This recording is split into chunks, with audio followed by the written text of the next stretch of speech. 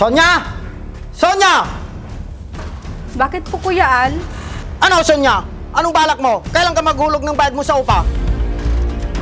Kuya, sa susunod na linggo, ibibigay ko. Ano? Aba! Ilang beses ko na naririnig sa'yo yan, Sonia! Hindi na! Wala nang susunod! Lumayas na kayo ngayon! Kuya, bigyan mo naman kami ng palugit. Hayaan mo, gagawan ko ng paraan. Ang kapal ng mukha mo! Ilang palugit pa ba ang gusto mo? Ihalos lahat ng palugit! Binibigay ko na sa inyo! Pero Kuya Al, sa susunod na linggo, magpapadala naman yung asawa ko. Siguradong sigurado na yun. Huwag mo ka akong pinagloloko! Maglilimang buwan mo nang sinasabi sa akin yan! Hindi pwede! Lumayas na kayo ngayon! O kung gusto mo, tumawag pa ako ng barangay! Kuya Al naman, wala kaming ibang mapupuntahan ng anak ko. Hindi ko na problema yon. Basta, pagbalik ko, wala na kayo dito!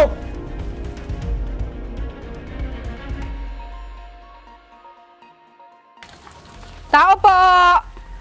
Tao po! Tao po! Wala atang tao dito, Nay. Tara na, Nay. Umalis na tayo. Hindi ata dito yon. Hindi yan. Sinabi ng lolo mo, dito daw nakatira yung tito mo. Baka maling address yung binigay sa inyo, Nay. Teka, subukan ko nga ulit. Tao po! Tao po! Tao po! Oy, Ate Sonia. Sabi ko sa'yo, dito nakatira yung tito mo eh. Ay ate, umupo muna tayo doon. Mainit kasi sa loob. Tara ate. Tara ate, umupo tayo dito.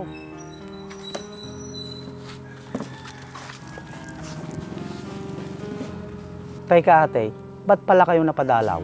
Naku Boyet, pasensya ka na ha, sa bigla naming pagdating.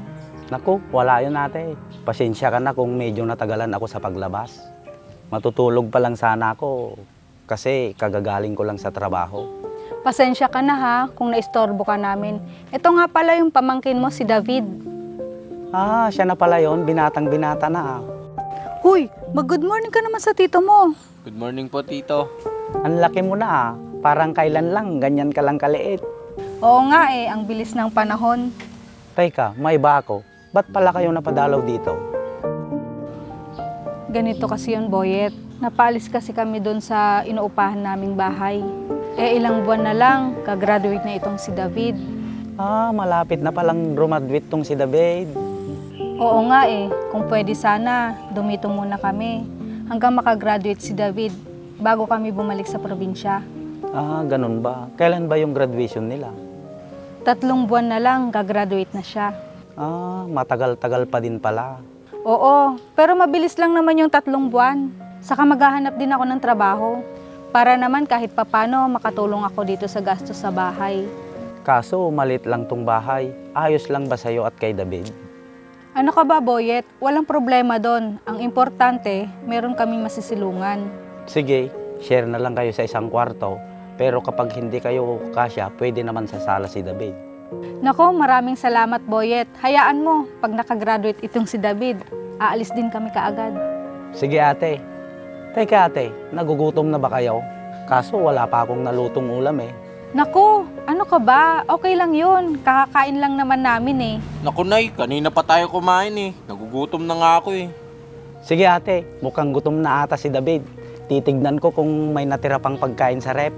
Naku, wag ka na mag-abala. Okay lang kami. Si Nanay talaga masyadong mahiyain. Ako na nga lang titingin sa rep. Dito pa yung kusina mo, Tito Boyet. Oo, dyan lang. Pasensya na sa anak ko, Boyet ha. Mukhang hindi yata nabusog sa kinain namin kanina. Ayos lang yun ate. Pabili! Tito. Oh, David, papasok ka na ba ng school? Opo, Tito. Papasok na po ako. Pwede ba akong manghingi sa'yo ng baon?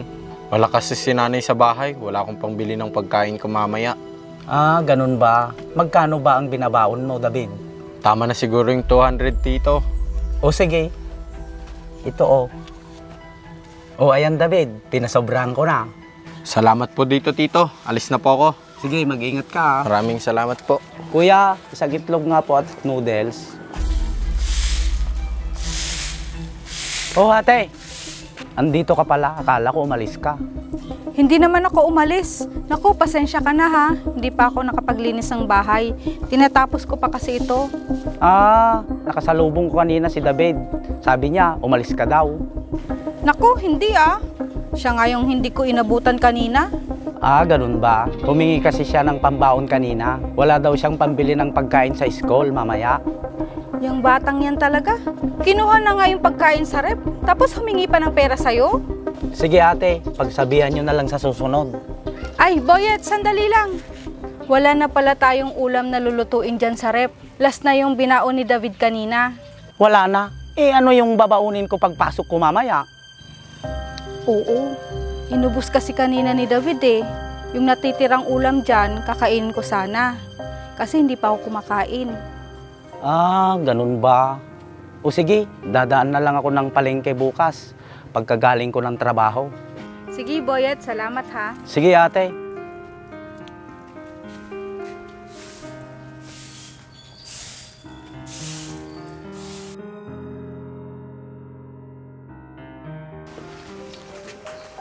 Oh ate, Oh, wala ka bang pasok ngayon?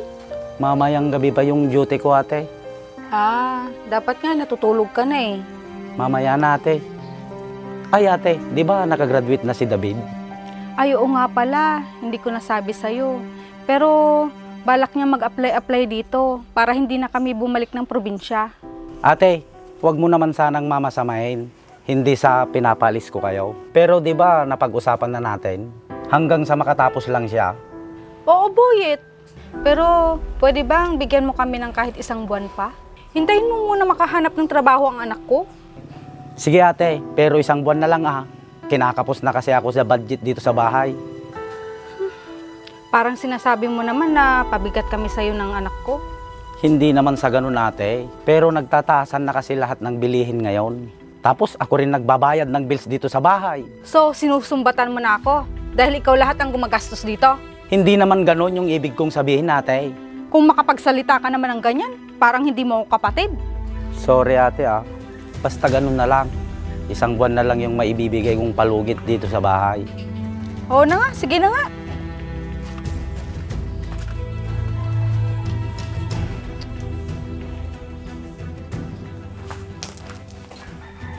Nay, mano po? Oh, ba't ang aga mo ngayon? May group study kami ng mga classmate ko, Nay, kaya maaga akong nakauwi.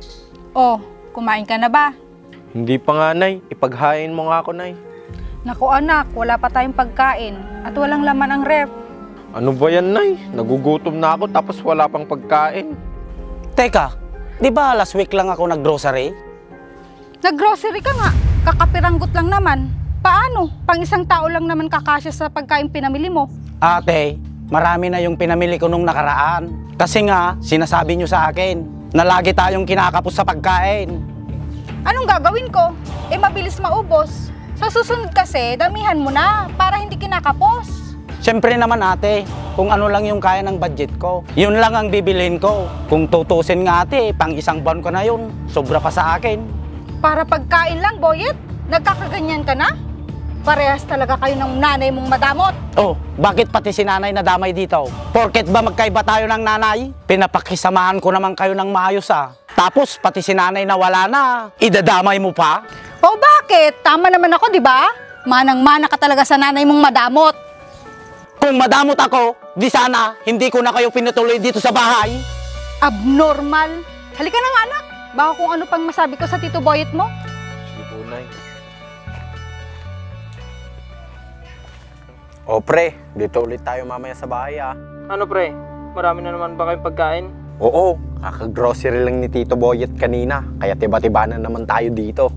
Sige pre, text mo na lang kami kung anong oras kami pupunta. Sige, iti-text ko na lang kayo pag wala na dito si Tito Boyet. Oh, Tito, tama ba yung narinig ko, David? Kaya naman pala hindi nagkakasya yung pagkain na pinamimili ko. Dahil pati mga tropa mo, pinapalamon ko. Hindi naman sa ganun, Tito. Sige nga, ipaliwanag mo yung narinig ko. Ganito kasi yun, Tito. Anong nangyayari dito, Boyet? Tanungin mo, itong magaling mong anak. Bakit? Ano bang nangyari, David? Ano, hindi ka makapagsalita? Kaya naman palang bilis-bilis maubos ng pagkain dito sa bahay. Dahil pati mga tropa niya, dito pa niya pinapakain, hindi lang isang beses. Tama ba ako, David? Ikaw ate, alam mo ba to?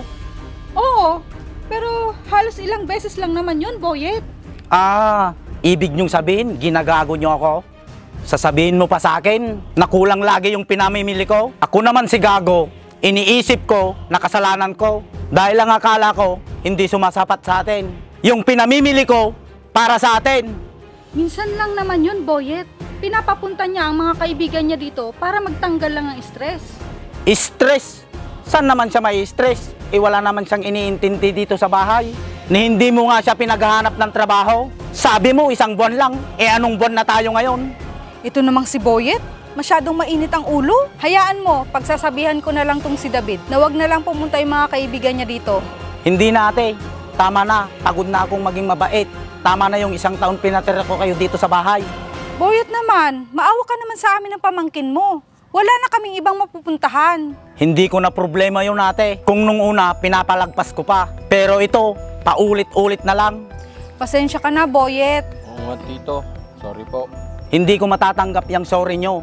Dahil inabuso nyo yung pinakita kong kabaitan sa inyo. Pasensya na ate. Pero kailangan nyong umalis dito sa bahay ko. Boyet, maawa ka naman sa amin. Hindi na. Ayusin nyo na yung magagamit nyo. Makakaalis na kayo.